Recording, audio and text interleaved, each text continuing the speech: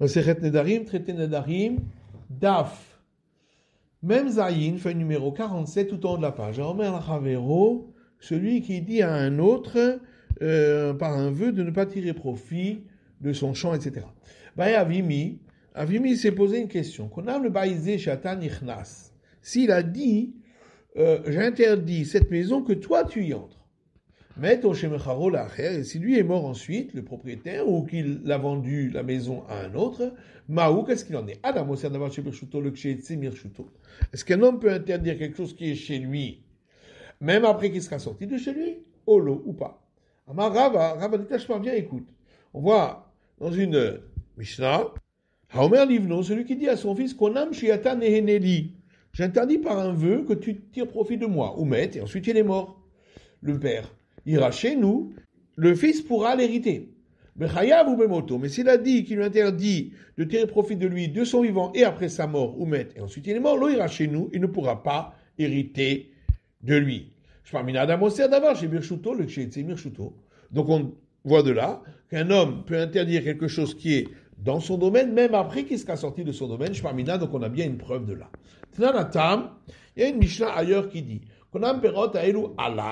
si un homme dit j'interdis par un vœu ces fruits-là sur moi, konam hen alpi, ils sont interdits par un vœu sur ma bouche, konan hem les filles, ou bien ils sont interdits par un vœu pour ma bouche, asur bechilufehen ou begidulehen.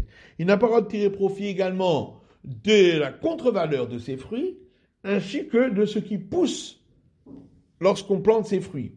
Rami Bachama pose une question. Amar konam perot aelu al ploni. S'il a dit j'interdis ces fruits-là sur un tel. Maou bechilufehen. Est-ce que l'autre pourra tirer profit de la contre-valeur? Est-ce qu'on va dire ainsi? Quand il s'agissait de faire un vœu pour lui-même, alors on dit étant donné qu'un homme peut interdire les fruits d'un autre sur lui-même, donc un homme peut interdire également quelque chose qui n'est pas encore arrivé dans le monde, comme ici la contre-valeur, pour lui-même. Mais quand il interdit à un autre, étant donné qu'un homme ne peut pas interdire les fruits d'un autre à une troisième personne,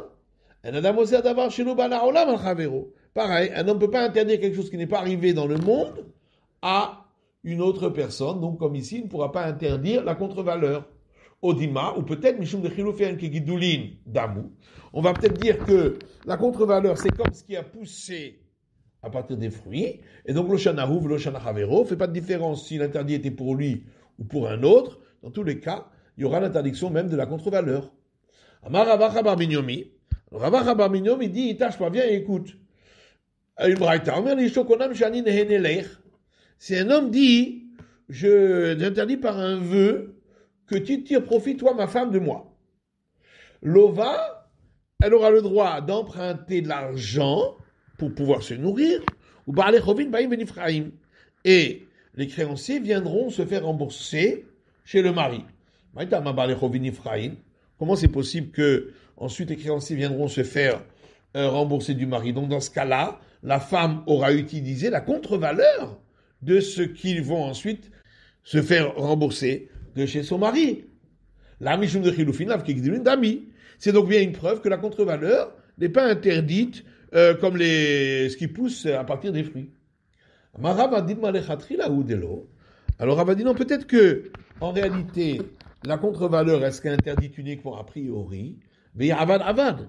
Mais ici où elle avait pris l'argent avant même que ça devienne contre-valeur, si ensuite ça devient contre-valeur, il n'y a pas d'interdiction. Et la tâche pas. Mais en vérité, on peut amener une preuve d'ailleurs.